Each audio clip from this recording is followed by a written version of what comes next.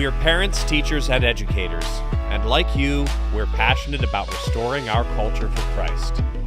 This is Veritas Vox, the voice of classical Christian education. Hello again, and welcome to another edition of Veritas Vox, another episode, I should say, the voice of classical Christian education. Today we have with us Max McLean from Fellowship of the Performing Arts. Max, welcome. Thank you. Good to see you again, Marlon. I have known Max for, I believe it's fair to say, decades, but we've not crossed paths much, and I'm really excited to learn a little bit more about what you're up to. But before we jump into that, Max, tell us a little bit about your personal background, your family, and your education, and what has led you into the acting world. Sure. I was born in Panama. Panamanian mother, single parent. She met an American GI and brought me to New York. And when I was 4 years old, first thing I had to do was master the English language. Been working on it ever since. Dad was a retired military, spent his whole career military. And so I went to 10 different schools between first grade and 12th grade, which was really challenging. It sort of made me have to perform, I suppose, to make a mark. You're going to move on rather quickly. Went to university in Austin, Texas, at Austin. And while there, I started acting primarily to get over my fear of public speaking. Interesting. So, and the acting bug bit, went to drama school in London, began a professional career in New York. And a couple of years later, I just was really convicted to really pursue theater and acting as a way of glorifying the Lord. So you, my understanding is you have two children. Where did you meet your wife? She was instrumental in my Christian conversion. I met her in Germany. Okay. That was right after University of Texas and before drama school. And we have two daughters, obviously out of the house. One lives in New Jersey. One lives in LA. Interesting. And you've recently moved to Los Angeles from New York. That's right. That's right. Wonderful. Yeah, and I have four grandkids. Wow. 14, 12, and 10. At the moment. Yeah, at the moment, right. That's wonderful. Well, in '92, you started something called Fellowship for the Performing Arts. I suspect from what you just said that plays heavily into your desire to glorify God with your acting. How did that all come about? Well, it did come about because of wanting to integrate my faith with my work. I was seeing great theater in in New York and in London. And I was wondering why this magnificent vehicle for storytelling was not really used very effectively within the Christian community. And I felt called to do something about that. So I thought, why not use the skills and techniques I developed in the theater and apply it to the Bible. So I started doing solo presentations of Mark's Gospel, Acts, Genesis, other books, and that that put me on the road quite regularly. I was on the road 150 days a year. Wow. Mostly churches, some colleges, but it was doing a college show at Duke University in 1991 that the director of drama at the university was in the audience, and he wrote me a letter afterwards saying, I came to your show kicking and screaming. I was looking forward to it with all the pleasure of dental surgery. And I said, but then he said, what I saw was extraordinary. It was the greatest piece of it made me understand. I was doing Mark's Gospel. It made me understand why the Gospels are so, have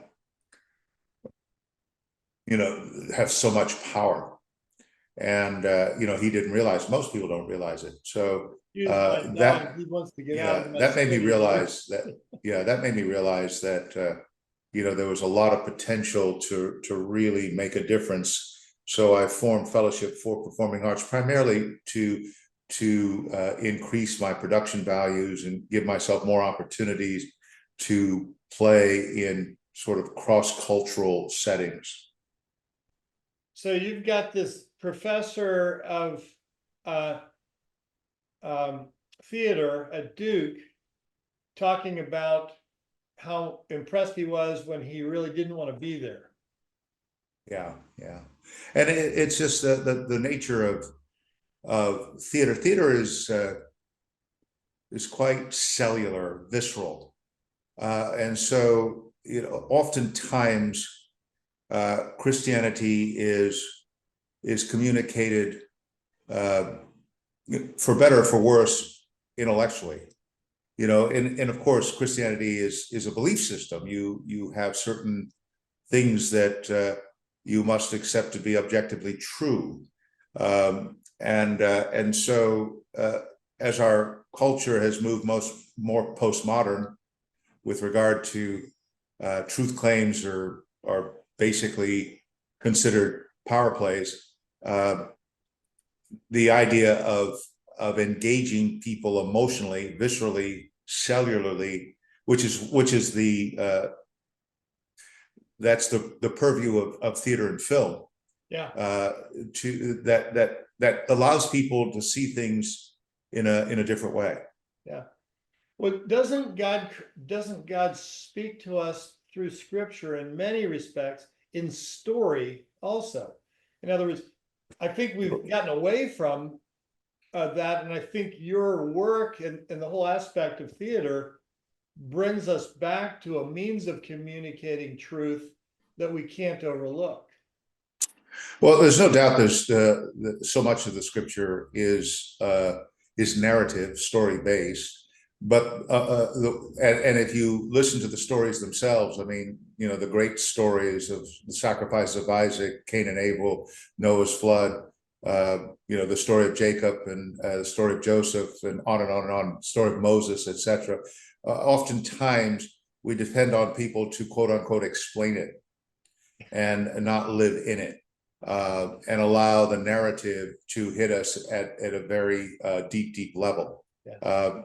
And of course, the great preachers know that both is important, that the explanation is meant to unlock the narrative. Yeah. So that's understand, and quite frankly, that's what theater is intended to do as well, is to unlock the deeper truths that are there, that are maybe beyond the purview of words. Well, so you've come out, so now it's 1991, you're at Duke, you get this letter, but in 92, Fellowship of Performing Arts was born. What happened in that time frame? How did that germinate? It was something that I'd already been, considering, and that just was the instrumental cause to move it forward. And so, as you know, starting a nonprofit organization is basically legal work. So you have to get your ducks in a row, make all the applications, but that immediately allowed you to tell your story and to generate support. And so I kind of went from trying to make a living to trying to make a difference. Wow. How would you describe then the mission of Fellowship of the Performing Arts, and how does it operate? Yeah. Well, the mission is to tell stories from a Christian worldview meant to engage a diverse audience. Diversity, that name has kind of been co-opted recently in the last, since then, to be limited to racial and gender diversity. But what I was referencing was intellectual and religious diversity. In other words, how does the Christian story compete in the marketplace of ideas? And so the idea is not to do our presentations in churches, though we've done a couple in churches, but rarely do we do it. We do them in performing arts centers. We do them in venues that gets promoted in sort of mainstream media. And this, of course, it all began before social media, which kind of changed everything. Where you were kind of dependent on newspapers and radio and television and all that. But it was good because we had a platform to do something like, give you an example. In New York City, we occupied the same venue in New York, which had previously had shown the Vagina Monologues, a very popular show that tours constantly.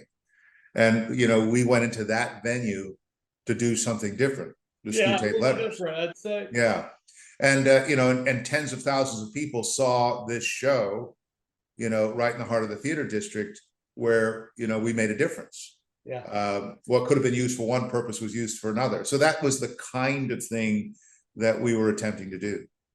Yeah. Well, it's grown dramatically. And one of the things that has been a real a step forward was to take, well, maybe actually before I go there, I want to ask a question. So a lot of your work has focused on the work of C.S. Lewis. How did you develop a love for him? How did that fit into the mission? Yeah, I'm an adult convert in Christianity. I converted it when I was 23 years old, and after reading the New Testament, some of the books I started reading was C.S. Lewis, and he really captured my imagination, particularly with the Screwtape Letters. But I was really busy doing mostly interpretations of the Bible, actually, word for word interpretations, Mark, etc., Genesis, and a theater professor at Drew University in New Jersey saw some of our Bible works and said, I really like your work, and I think you, meaning Max McLean, would make a really good Screwtape. And I didn't know if that was a compliment or not. But it could be taken both ways. You'd have to have it could be. So I said, well, I was intrigued because the book had quite an impact on me. It really made me understand spiritual warfare in a way that I wouldn't have understood it before. And so I said, well, if we can get the rights, let's have a go. So we did get the rights, and that started us on a journey with C.S. Lewis, because I really did think it was going to be a one-off. I do Screwtape and then go back and do something else. But what I found is when you're going to do something for from the page to the stage, you really have to know it super well. You have to get underneath it in order to articulate it in a way that makes sense to a theater public. Yeah, so you got to really know it. And what I found in the process of getting to know it, I got to know Lewis, and I found you just never got to the bottom of him. And so I said, well, I'm not done with Lewis. So we did The Great Divorce. Then we did The Most Reluctant Convert. Then we've done Shadowlands, which is a story of he and Joy Davidman. Then we did the most recent piece we're touring now, called Further Up, Further In. Wow. Well, I've seen the movie that you did, but I have not seen any live shows, and I need to fix that. If you come to a city near me, I need to know that and get over to see. Absolutely. What's amazing to me, and I don't know how this played in, I would at least give it a vote to Providence, but I've seen how well you depict Lewis physically. You look like him. I do, I've got probably a little darker complexion than him, but other than that, I think my face is, both have round faces, and I think our voice timbre is very similar. And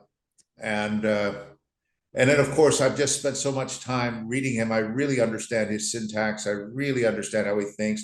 And one of the things I love when I do, most of my shows of Lewis and the film, I love being that smart for 90 minutes. His brilliance is hard to overestimate, and his relevance to the market that you're seeking to serve, the community that is diverse and is happy to be challenged in its thinking, really, Lewis is the perfect fit there, isn't it? Yeah, well, he read everything from the Greeks to the moderns. He had a steel trap mind that could remember everything he read, and he had this unique ability to translate all of that into magnificent prose and speech, and did all of that under the headship of Jesus Christ. And so you have one of the most formidable intellects in submission to the Word of God, into submission to the person of Christ, and given his literary background, the kinds of imaginative data that he generates is overwhelming. And as I said, you never get to the bottom of him. Yeah. He's very funny. But he's just his humor, as he says, the humor is the bloom of the argument. It's just a twist of a phrase that it's funny and then yet you understand. Yeah. But his ability. He didn't like jokes. Yeah. He didn't tell jokes. He didn't like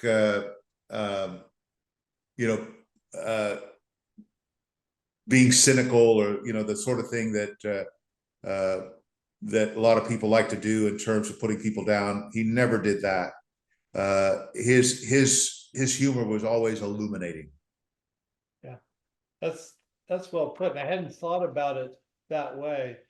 The contemporaries that he lived with, of Tolkien and Sayers and numerous others in England at Oxford, are a group of people that are, of course, everybody's heard of the Inklings and that group, but there was so much intellectual challenge and so much, and he is obviously a leader among them, but their ability to turn a phrase and to write effectively and to communicate effectively is really a model for people seeking to recover classical Christian education. And so that's been the perspective from which we've come at Veritas. But it's fun to hear you talk about how you never get to the bottom of him, and how he was funny in a way that is not putting people down or operating as a stand-up comedian in a very clever way. What other things would you note that drew you to him that have really been as best I can tell, the primary niche that you followed with Fellowship of the Performing Arts, or for the performing arts? Yeah. He said that he loved to use the English language forcibly. His use of language, the current show that we have, Further In, is a trajectory of Lewis's life after his conversion, between his conversion and the publication of Narnia. And that period was the most productive period of his life. Anyway, I just I'm sorry, I just lost my train of thought where I was going. It'll probably come back to me in a short time. Oh, I know what it was.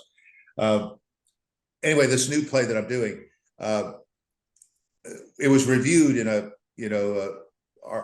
arts paper in Washington, D.C. when we were there, and the writer of the review really seemed to grasp it in a way that I really appreciated. He said the play begins philosophical because Lewis was a tremendous philosopher in the service of Christ. Then the play got into some biographical things in terms of how the BBC discovered him in terms of doing Mere Christianity and the broadcast talks, and how Hitler influenced him writing the Screwtape Letters, and just his sort of rise to fame, and the fact that people wrote him so many letters that he felt obligated to respond to each one. Then the play moves into a very spiritual, theological, apologetics place where we go through an actual conversation of a conversion experience inspired by the Sheldon Van Auken experience. And then the final piece of it, he writes, is that the play becomes rather Pentecostal. And the point being is that Lewis, at the end of the play, and in his writings, he's trying to describe heaven. He's trying to describe what the goal. He calls it that the longing that we have. He calls it the music we were born remembering. He calls it joy, which must be distinguished very sharply from happiness or pleasure, except anyone who's ever experienced joy will want it again. He doesn't think earthly pleasures were ever meant to satisfy it, only to arouse it, to suggest the real thing. Thus, I made it my duty to press on to that other country, and if I could, help others do the same. Wow. So the last part, it's like, the whole Pentecost event was meaningful language that needed to be interpreted, meaningful language that people didn't have the insight to understand unless somebody expressed it.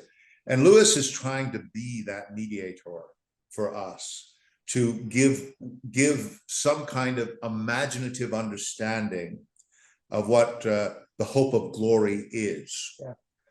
No eye has seen, no ear has heard. And yet he really is trying to give us a vision of it so that we desire it. Because one of our biggest problems as Christians is, he says very forthrightly, he says it's safe to tell the pure in heart that they shall see God, because only the pure in heart want to. The idea being is, we don't have the vision of what it's like to see God. And so we need help. And Lewis is a great way to help us get there. Yeah. Wow. That's incredible. The phrase "further up and further in" is one that is so hard to nail down, yet says so much. I've used it so often, and yet if somebody asked me to define it, I'd probably be hard pressed to do it. It just, but you know what it means when you say. Yeah. Well, it's sort of that reality is further up and further in beyond what you know. And it's also, we're being taught, and this goes right to the point of what you do at Veritas. We're being taught by our public schools, by our whole educational system, by our media, that the goal of life is here and now. Yeah. That everything that we have, to put our hope in the now and not look for pie in the sky hereafter. And yet they always forget to tell you that even if all that's true, if all the happiness that can be found resides here and now, we're all going to lose it by death. Yeah. Including the last generation of all. And then the whole story is going to be nothing, not even a story. Is that all history will be, as Lewis put it, marvelous phrase, all history will have been an accidental flicker in an ocean of dead time which precede and follow it. Wow. And there's going to be no one to remember it. Or, as Lewis says in the play, or there's something else further up, further in. Yeah. So it's in the context of what we're being peddled on a day-to-day basis. Well, have the Lewis shows all been one-man shows? Well, Screwtape was 2, Great Divorce was 4, Shadowlands was 12, okay. Further Up was 1, Most Reluctant Convert was 1. Yeah, so this one is, yeah. It seems to me that it is, it's drama in the form of the spoken word more than anything else. Well, this piece, the production values are extraordinary. Okay. We've got a lot of multimedia. We've got tremendous projection designs, sound design. So it is a multimedia experience. Okay.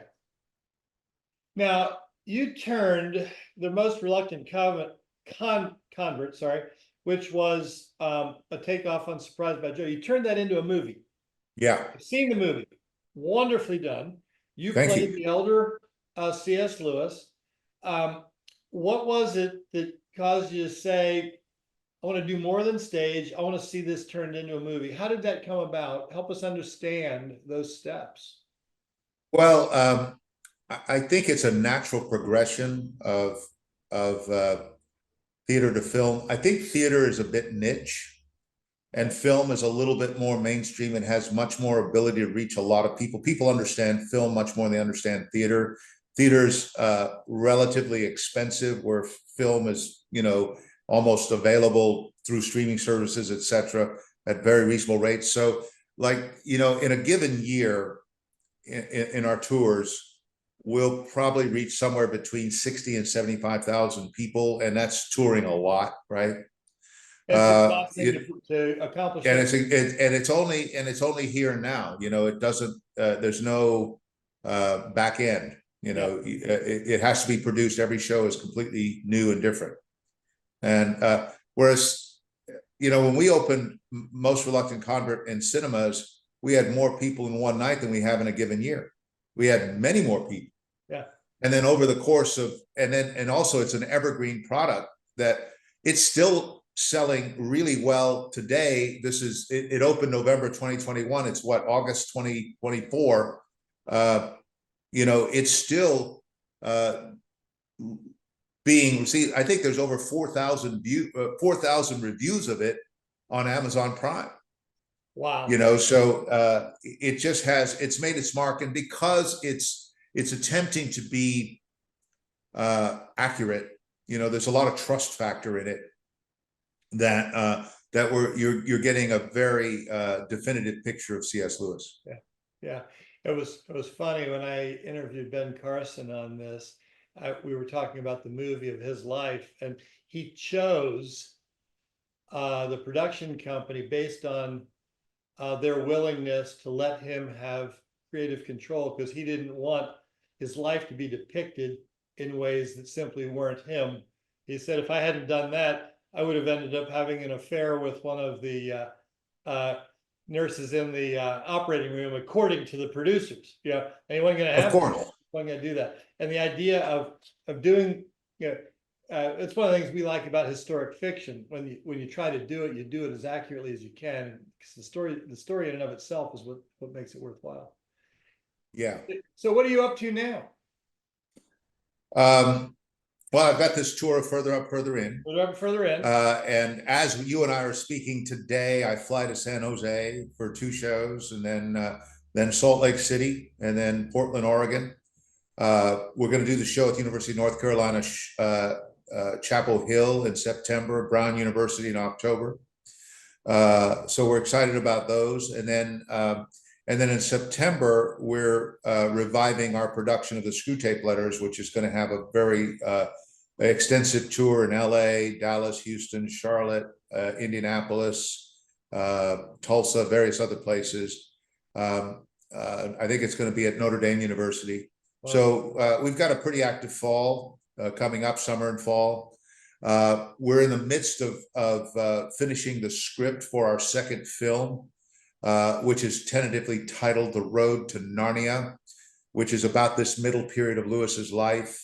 And we want to explore how Narnia was, what were some of the influences. But we're also going to kind of peel back the, kind of look under the rug a little bit of what was going on in Lewis's personal life during that period, where he was living with an older woman called his mother, named Mrs. Moore, who's a very challenging personality. In addition to that, he was also living with his brother Warnie, who had a difficult relationship with the bottle. And it was incredible to me, the emotional experiences that he went through in his private home. That's really well documented in his biographies, in biographies about him. but is not really well known to the public. And yet, in spite of that, he was so incredibly productive. And he had this, I'm paraphrasing here, but there's an actual quote that, we think of interruptions in our life as, we get really bothered by them. But he says, interruptions is the life God sends us day by day. Yeah. And, and how you move forward through them. And in that period of time with all these quote unquote interruptions, he wrote 25 books, taught thousands of students, wrote thousands of letters. It was because he was obedient. He really was obedient, and he recognized that, that this world is a training ground. And we need to think of it in that way, as opposed to